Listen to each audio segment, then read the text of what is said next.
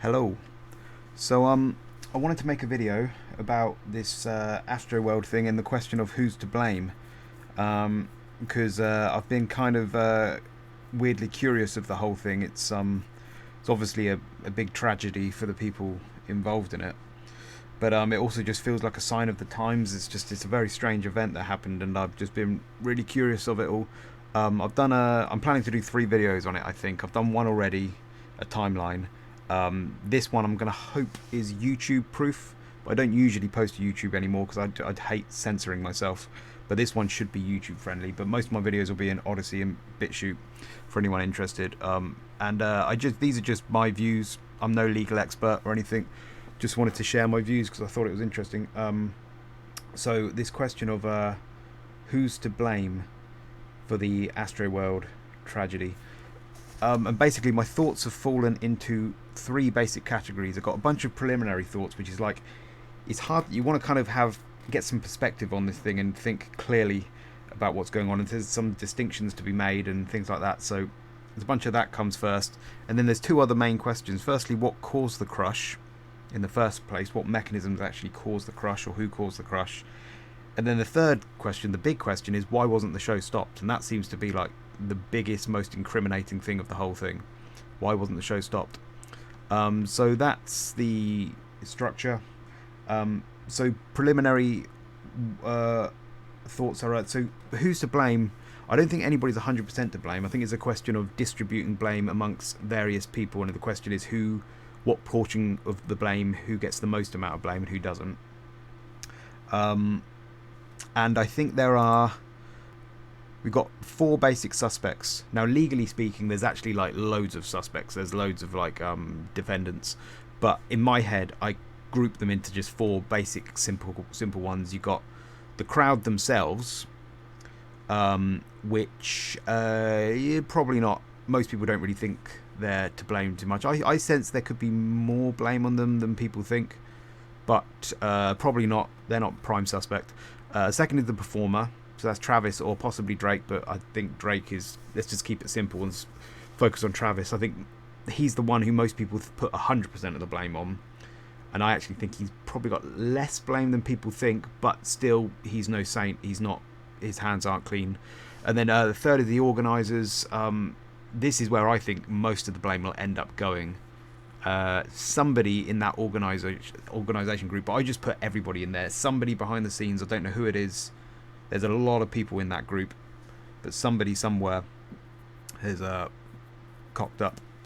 And then the 4th suspect, I think you need to leave a portion of the blame for just pure accident, because some of this is just like happenstance. I don't know what the word is, but like sometimes just tragic accidents happened and it's nobody's fault particularly. There's a degree of that when you get into this crowd crush phenomenon. It's not really anybody's fault. It's like it just happens without people realizing it. So you have to leave a degree of proportion of the blame for that. And then motives, again, legally there's probably more sections in this, but I group it in my head into 4 main categories. It's basically first, second, third degree murder, and then again another group category for just pure accident, nobody's fault.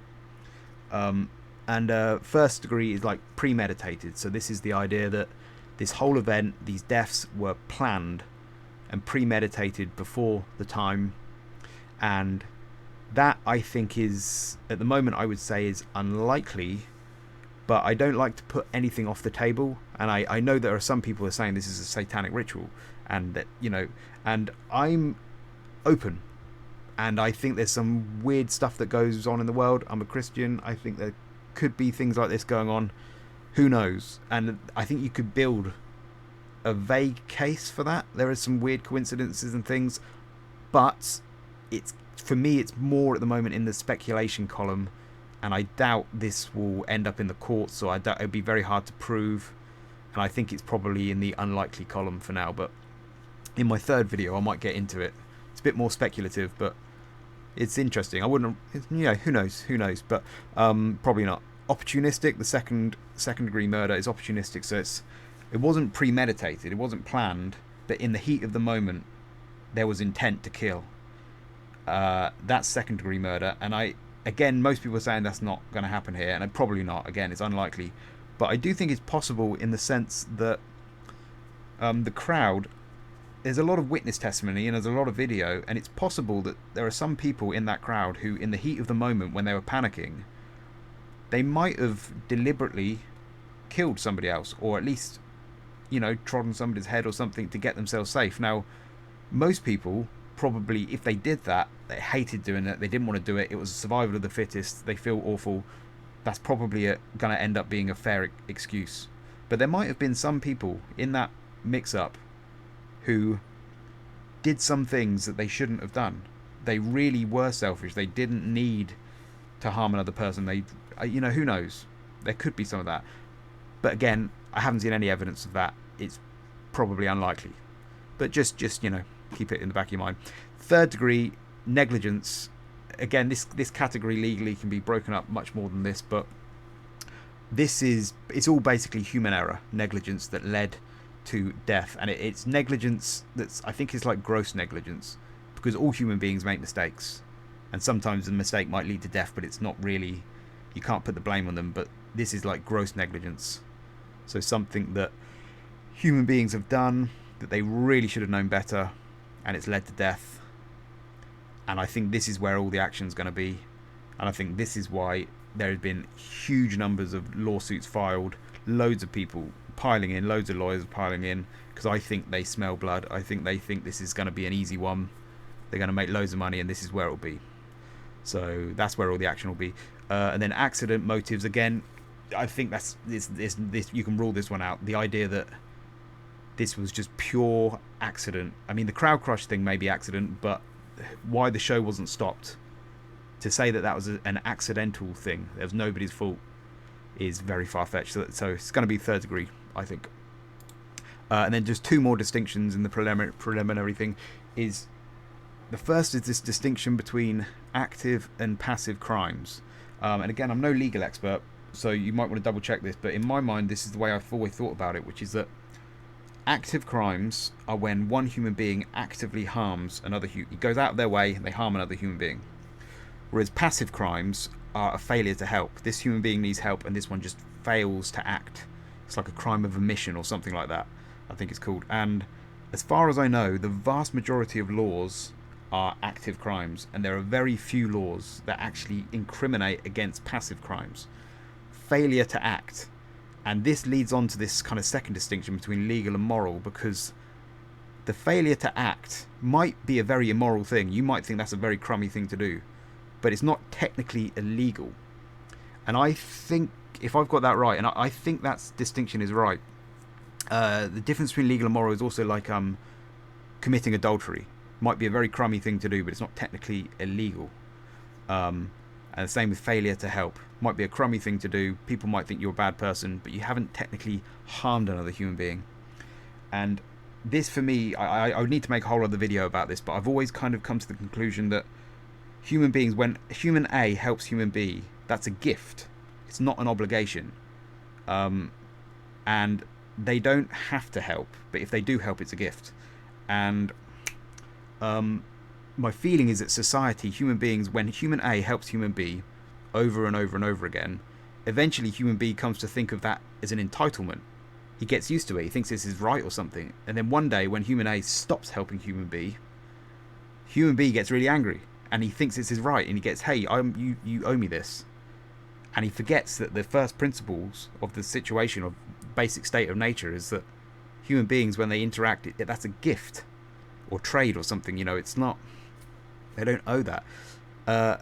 So I feel like that's the first principle of it. Now, obviously, I think the world works much better when people help each other out. The person who helps another person out a lot is a much better human being than the person who never helps other people. And the person who never helps other people is a very crummy person, but he's not technically done anything wrong. If you fail to help, if you don't harm another human being, but you also don't help anybody, I tend to think of that as neutral. You've done no harm, but you've also done no good. Whereas the person who helps is a better person. Anyway, let's not get too bogged down on that. That's just basically, because we've got this situation in this Sorry, computer's slow. In this situation where there's no actual kind of criminal involved. There's no active harm. It just seems to be lots and lots of passive crimes of people failing to help, maybe. So it's a bit of a weird situation. So anyway, this second question on, so what caused the crush? What caused the crush then? These are the 4 suspects, and the way that I've found helps to think about this is the way my brain works, is to do this, to imagine you're an alien looking down on this subject. This is the stage, here it is. This is where it was, this is the stage here. This was the layout, so here's the stage here, and you're an alien, and it's better to do this in your mind's eye. So you're an alien and you're looking down on this event, and you're just and you're watching totally objectively. So turn all the music off, take all the emotion away. You are just observing human behavior.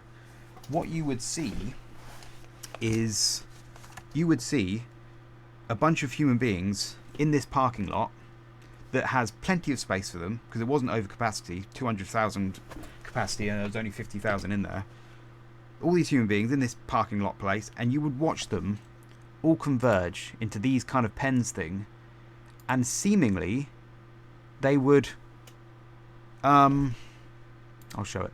Seemingly they would basically crush themselves to death. That's what you would see as an alien looking down on this. All these human beings are just pushing themselves into this, you know, all the music's gone, all the emotion's gone, and they've just seemingly crushed themselves to death. Now remember, as an alien, you don't know about the crowd crush phenomenon at the moment. You don't know anything about this mystery. You've just observed these human beings. They seem to have just crushed themselves so tight. They've crushed them. Some of them have crushed to death. So at first, the first glance of this, you would say, well, the crowd are to blame then, because nobody else was forcing them to do that. They've just done that themselves as a collective. But then you would think, as the alien, you would maybe look at the performer and you'd say, well, did this guy have anything to do with this? There's somebody up here and they all seem to be pushing towards him. Was this performer anything to do with it? And the key question you would ask as an alien is, did this performer, Travis Scott, hypnotize the crowd, or were they acting on their own free volition, their free will? Did he actually puppet them and control their minds and force them to crush themselves to death, or were they acting on their own autonomy? And on the face of it, it seems like they're still acting on their own free will. He wasn't puppeting them. He didn't control their minds. That was their own free will. And there is this kind of question I always kind of come to, which is that if somebody tells you to jump off a cliff and you jump off a cliff, that's kind of on you. If somebody tells you to rob a bank and you rob a bank, that's your fault. My instinct is to blame you. It doesn't. The person who told you to rob the bank is not a very nice person, but you robbed the bank. You are in control. People are in control of themselves first and foremost, and I tend to always lean that way. But in reality, human beings are not perfectly uninfluenceable. We are susceptible to suggestion to varying degrees, because we have a kind of sheep-like nature about us, and that's the reality. And there is no end of people willing to exploit that by media, politicians, advertisers, and performers. Lots of people like to exploit, trying to persuade people, trying to brainwash people in various ways and get people to do things, and it does kind of work. So in reality, the law is a bit of a grey area. I certainly don't think Travis Scott could be accused of hypnotizing people and actually overriding their wills. And I tend to think they are acting on free will, but he was in the area of persuasion. So let's just go through what he did and see if you could accuse him of being overriding the fans' free will. So one person said it was to do with he was building up anticipation too much. He had this timer here that was going. I think this comes out loud, but let's just see. Too loud. He had this timer.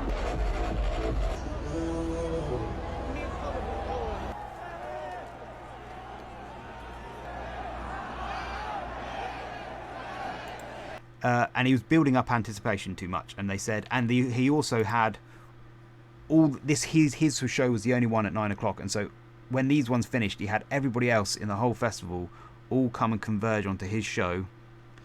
And so people said that built up too much anticipation.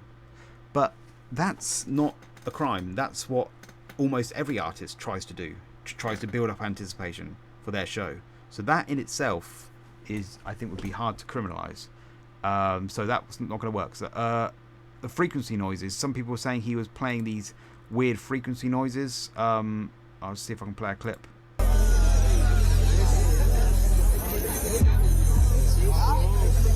All this kind of stuff all through the thing, and some people were saying that it was playing with people's minds. Now, if it's possible that if they were sitting in a room and they were actually calculating, figuring out if there are actual frequencies that harm people and mess with people's minds, and that's what they were deliberately trying to do, then it's possible that that could be a criminal thing. But as far as I know, I think that's unlikely. And the thing is about frequency noises and things like this is that all music, all artists manipulate people's emotions with frequencies. That is what music is. It's emotional manipulation through the use of frequencies. And lots of artists deliberately put like discordant moments in their songs because they want to have a moment of agitation. They want to provoke agitation in the listener, and then they bring it back to a good part and things like this. And like horror movie directors do this, deliberately creating horrible emotions and angsty emotions. And most of the times human beings, they go to the performers, the creators who manipulate their emotions the best, because that's what they like. We go to the cinema, we like to have our emotions manipulated, and this could just be categorized in the same group as that. It's just they were just playing some frequency noises. It was manipulating people's emotions. Maybe it was to get people in an agitated state, but that's their choice as artists to do that, and it's not legally, I think, gonna hold. I don't think you can accuse them of brainwashing. But again, I don't know the truth. Maybe there is some frequencies that really are dangerous, and they were playing with it. I don't know, but seems to me unlikely. Then third one, Rage or Go Home. So Travis Scott has got this rage thing. He keeps calling people ragers, telling everybody to rage. That by itself is no crime, because like other artists just tell you to, go wild, go crazy. Everybody tries to kind of rev up their crowd. Lots of artists do that. So telling people to rage is not necessarily a crime. I don't think so, really. But he does do this. The Rage or Go Home. He's got this no bystanders. Again, this is just a trick that. This is fine. He's trying to get people encouraged, get people involved. We don't bystand where I am. That's like a fine. He can do that. But there is this other thing that sometimes cults. I've noticed this as a psychology that I really hate, and I see it all the time. Cults do it, and it's basically you shame the outsider and you lift up the insider. So cults do it. It's happening like right now with the vaccines. Shame. If you want people to get the vaccine, just shame the unvaccinated. And people don't like to be shamed, and they don't like to be on the outside. And it's a very powerful psychological, persuasive technique. Obviously, the Nazis did it against the Jews, to shame the Jews. Nobody wants to get close to them. And you see this in Islam as well, which is like apostasy laws, and all the way through the Quran, unbelievers are very, very bad. Believers are good. Apostasy is very, very bad. If you leave the religion, in the Quran it's death penalty, I think, or in the Hadith, and but it's certainly you might get disowned by your family. It's very frowned upon. But it's not freedom, and I don't like it. And you shame the outsider, then lift up the insider. And I've seen him do this, and he does this here. I'm just going to show this clip quick. Everybody from the front to the back, hands up. That means all you sorry motherfuckers on the side bleacher, put your fucking hands up, man. These motherfuckers right here, they are called ragers. Y'all over there, y'all are called scared motherfuckers.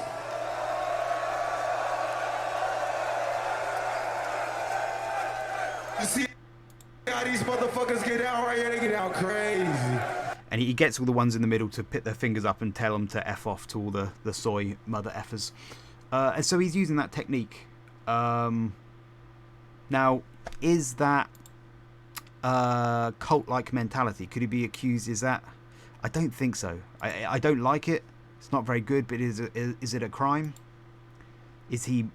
It's very manipulative and very powerful. But are these minds too influenceable? Is he influencing young minds? I don't know. I don't think it's enough. But maybe. And then the other thing he's done is a whole bunch of tweets that apparently this guy, I got them from his site and his page, and he loads of Travis Scott tweets. I don't know. I am assuming they're real. Only some make it. This guy's he kind of got pulled out.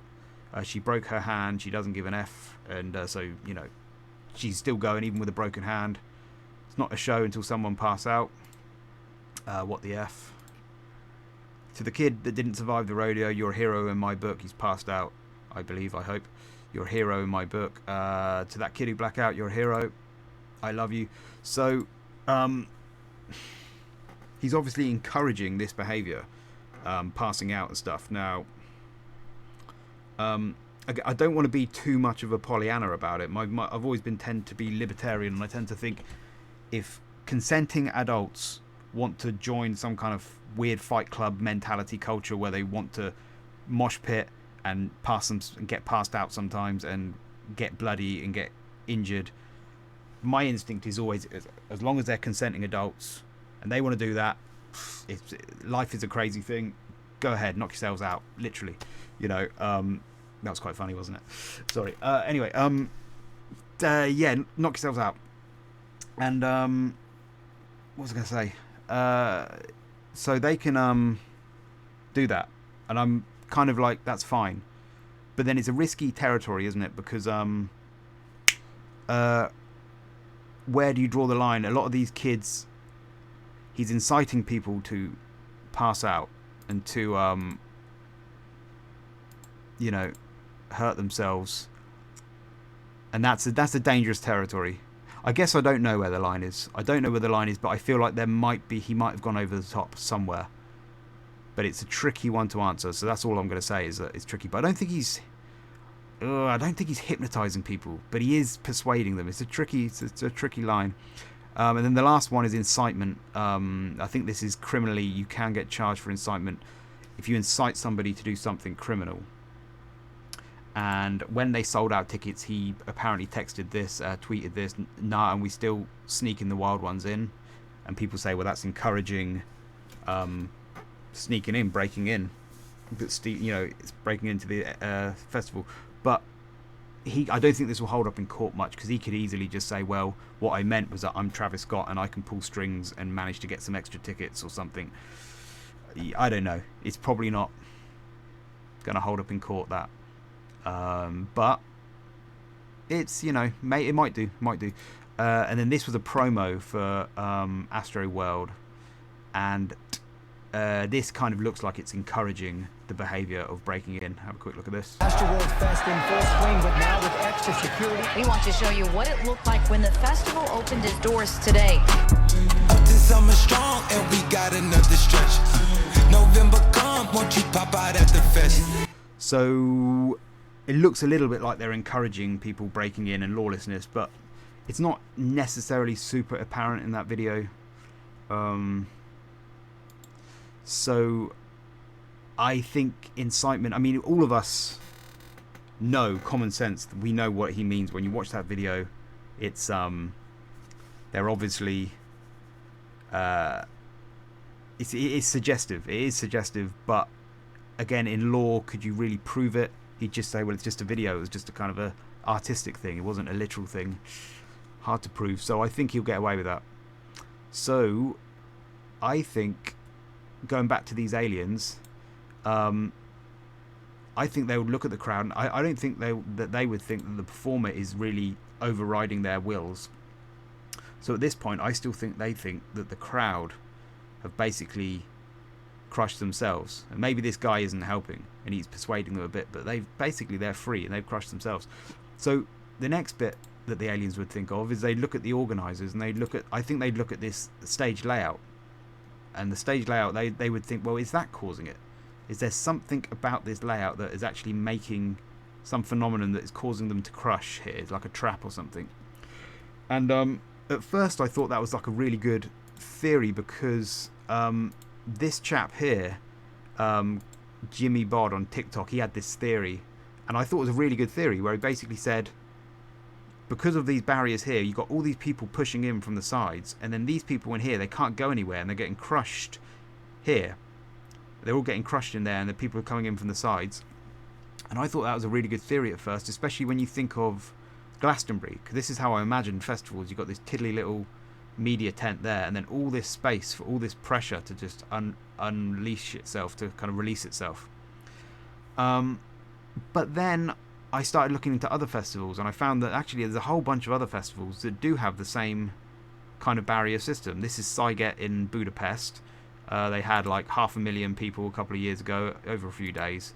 It's a fairly middle of the road festival. They've had Queens of the Stone Age, Foo Fighters, Muse. They have a few rough bands, but they also have like Mumford and Sons and Ed Sheeran and stuff. So it's not crazy, but still, if you're going to blame it on this shape of barrier, then why doesn't it happen at here? But it does happen at Astrofest, and it's the same. Reading Festival has it. Reading Festival is a very rowdy festival, pretty rowdy, and they've got barrier systems here like this. Same with Leeds, which is the sister festival, big old barriers like this. This is the Download Festival, pretty hardcore. I don't know whether Download has like capacity limits on some of this, but I don't think Leeds or Reading do. Don't think Sziget does. This is Rock am Ring. Again, I don't know, but it looks as though they control the flow into each section, so perhaps that is one solution to that. But there's a lot of festivals that have these barrier systems, and I mean, I know Reading, one year they tried to control the flow, but they didn't always do that. So why doesn't the crowd crush phenomenon happen here if those barrier systems are to blame? And I actually found this guy, he's just a random guy I found on the internet called Mick Upton. He's apparently crowd management expert, but he mentioned here that ever since the Roskilde tragedy, which is the Pearl Jam concert where people died, there is now popular support for multi-barrier systems when a mass high-energy crowd activity is anticipated. This is the Roskilde Pearl Jam concert. 9 people died in a mosh pit. And so ever since then, multi-barriers are used. And this lady is a crowd manager, apparently, and she said that they actually tend to like these because it allows the staff to get to the middle of the crowd. Allows staff to kind of get down into the middle of the crowd. So it sounds to me like this is actually a safe way of doing it. And I actually think this won't hold up in court. I don't think this is I think the organisers will say no, that this is a perfectly safe barrier system and it's been used before. And you got this question of like, so why doesn't, if that's what causes crowd crush, why doesn't it happen in these places? And it's not overcapacity, because we already know it's 200,000 is the limit, and there was 50,000 people in there. Travis Scott said he sold 100,000 tickets in under an hour, and that's the 2 days, I'm imagining, so that's 50,000 each day. And it's 200,000 capacity limit, and then they said there was about 50,000, maybe 55,000, because they thought maybe 5,000 broken illegally, but it's not overcapacity, I don't think. And this is Metallica in 1991 playing to 1.6 million people, apparently. Lars Ulrich said it's probably more like 500,000. But that is, so the idea that it was too many people, I don't think is correct, because this is 1.6 million people, or at least 500,000, no barriers, no injuries, apparently. So it's not that. So basically, I think the only thing that caused it must have been the pure rowdiness of the crowd. I think the crowd were pushing in so hard that they've actually acted like a fourth wall, and they've caused the crush themselves by just being so over exuberant. That is my theory. if you actually look through the history of crowd crushes, most of them occur because of some kind of bottleneck or some kind of overcapacity issue. You get a lot of people where you got lots of people going into an area that is too small for them. Overcapacity. So yeah, sometimes bottlenecks. The Who was like loads of people stampeding through a small door. Love Parade in a tunnel that was too, it was trapped at one end. Hillsborough into that unit that was, it was too many people in one small space. Most of the crowd crush situations seem to happen because of overcapacity, too many people going into too small a space, and even this Pearl Jam one seemed to just be like one isolated mosh pit, so it wasn't happening everywhere. I think it was just a one mosh pit that went wrong. I'm not an expert on that though, it could be wrong, but that's the vibe. But it sounds to me like it's rare that you get crowd crush situations in this, where you've got all this space here for people to release, and yet they still caused a crowd crush. And so my theory is that the crowd were just so particularly rowdy. You've got Travis Scott fans, this rage culture, this particular breed of fan where lots of them are like really up for it. They're willing to create mosh pits and go nuts. You've had lockdown for a year or 2 year and a half, and so people are wanting to release pressure. They've got you've also got, it does seem like this type of crowd, maybe they could be accused of not caring about not respecting each other enough. And so people are willing to push and create mosh pits, and when they push, not realizing that that's going to harm other people. And you've got all these factors, and I just think this crowd, plus the lawlessness with people breaking in at the start and just creating a sense of disorder, all of it it reached a fever pitch. And I think this crowd crush phenomenon is almost like a volcano, and when it reaches a certain amount of pressure, it erupts. And in all these other situations, it's just never reached. It's just the pressure is always released, never reached enough pressure. But in this scenario, the fans are just so nuts. They actually caused so much pressure that it caused a crowd crush, crowd collapse phenomenon, is what I think. And this video is good. He explains how crowd crushes work and stuff. So that's my theory, but could be wrong. Yeah. So basically, I think technically the crowd caused it, but these aliens, technically most of the blame goes on just this accident column, because the aliens, when they watch this video, they would realize that the crowd crush phenomenon occurs because people push from the outside, people push back from the barriers, people push making mosh pits, and then it's somebody over here gets crushed. The crowd crush phenomenon happens somewhere else, and these people aren't actually aware. All the people doing the pushing aren't aware that the crowd crush is happening, and so it's very hard to blame. You can't really blame them for that. But again, it doesn't usually happen though, because normally the pressure will just release itself somehow, but they were just pushing so much that they literally triggered the volcano and made it erupt. So don't tell Travis Scott that, because that'll probably go straight to his head. But that's how I feel. I feel like they were just so rowdy that they triggered a crowd crush phenomenon in an area where there was no overcapacity, no bottleneck. Shouldn't have happened. But that's my feeling. Could be wrong. That's what caused the crush anyway. So I don't think anybody to be to blame for that. Maybe the crowd a little bit, but mainly I think it's just it was an accidental. But then why wasn't the show stopped? So this is the final question. Same for suspects in the crowd. I don't think the crowd will get the blame for why the show wasn't stopped, but there is a possibility. You had this Iden Cruz guy and these people who were trying to stop the show, and they apparently got booed, and they were tried to discourage from stopping the show. And you could argue that that's something that shouldn't have happened. But then the people who were booing them, maybe they didn't know. Maybe they thought they were stopping the show because they're just scaredy cats and they were overreacting. You don't know, so it's hard to blame them. And when people were shouting "Stop the show" in the crowd,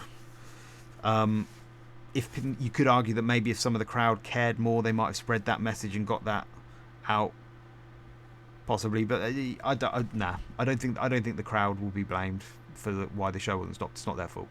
So not them. The performer, Travis Scott, was he to blame for not stopping the show? Now, for him, I think the ambulance moment was the most incriminating moment, and that's going to cause him problems.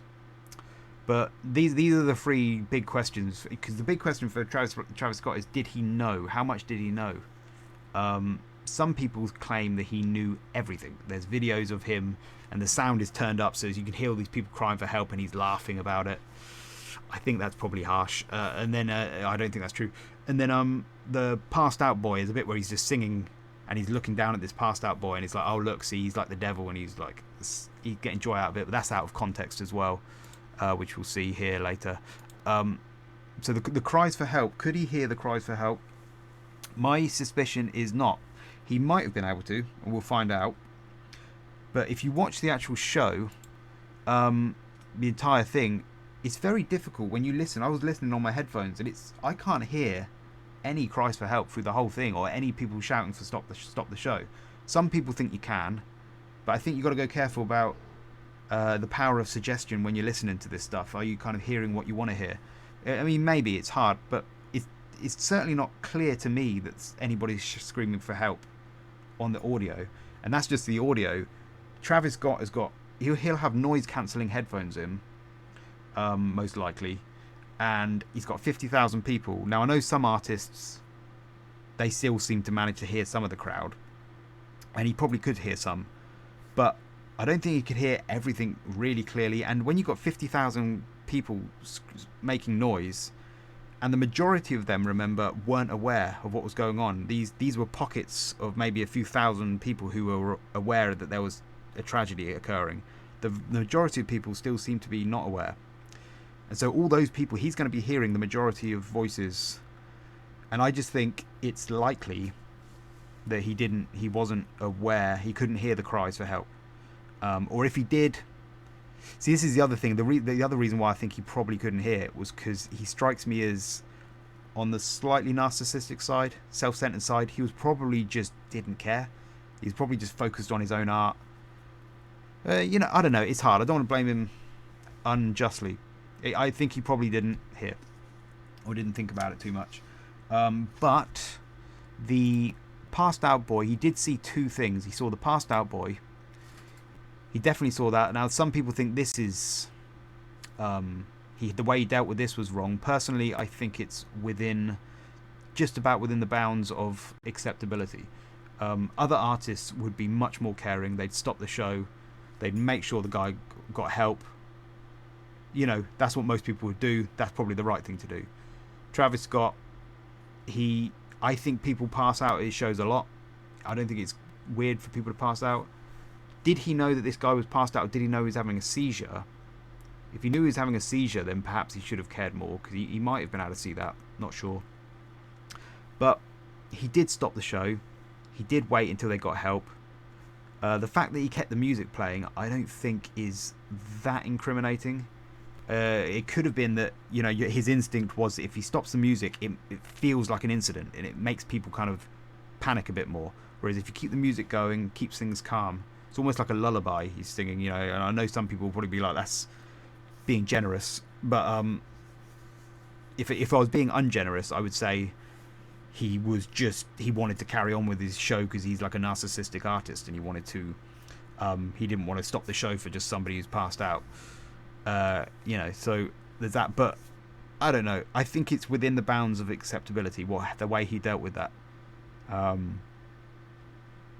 Kept the music going, wanted to keep things calm, smooth. Okay, yeah, I think it's just about fine what he did there, personally. But the ambulance bit is the tricky bit. He saw an ambulance in the crowd, and he proper saw it. And that could be a problem for him, and this is a tricky one. So his lawyer said that he thought it might have been a golf cart or something like that. Assumably he thought maybe it was one of his fans or something, but that, I don't think that will hold up, because he was obviously concerned enough to ask the crowd to put middle finger up in the sky if they're okay, and then later he said again to do two fingers. and he asked to talk to he says, where's my guys at or something. So he was obviously concerned enough. So I don't think, I mean, he might have been in mixed feelings. He might have thought maybe it's a car, I don't know, but I don't think so. So he knew there was an ambulance there. He didn't make any attempt to help that ambulance get to where it needed to get. He didn't ask the crowd to part ways, didn't even stop the show. Could have stopped the show there and then. My instinct would be to stop the show and ask not just my guys. I mean, we don't know what was said between him and these two people that came up on stage and talked to him. And we shouldn't really assume, because it was a very quick conversation. We don't know. We know that he dismissed it. He said all that, or something like that. But we don't know what they said. But my instinct would be to just talk to some safety manager or something. So he didn't do that. He didn't even get the crowd to move out the way. And this ambulance ended up taking about 12-13 minutes to get to the medical tent.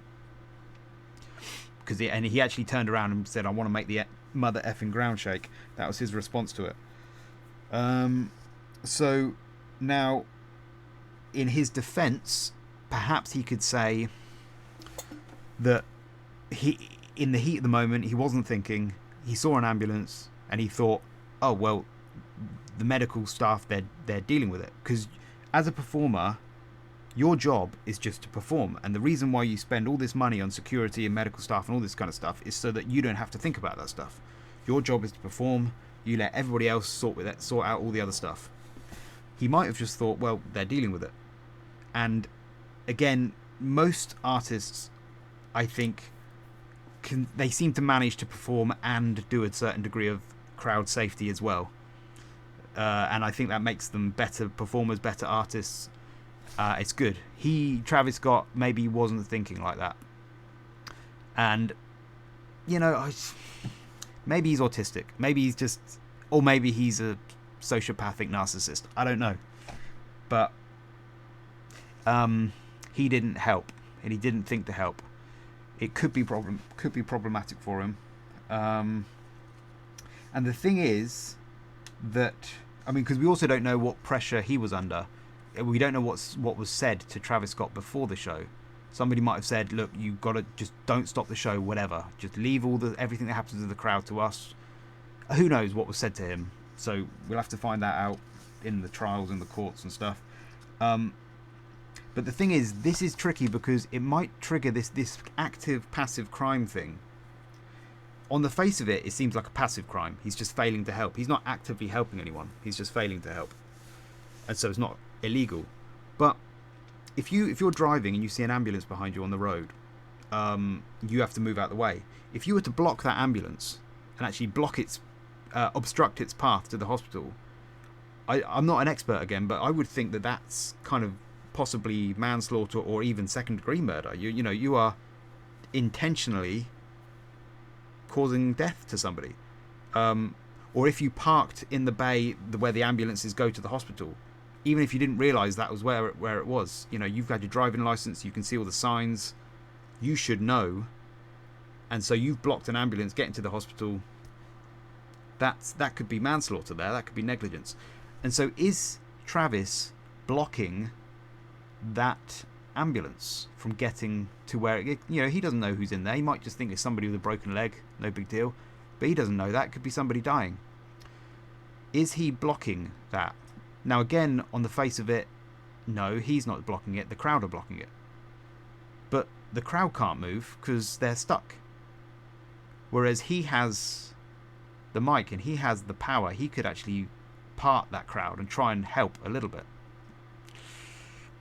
But so it kind of feels like it's the responsibility on him.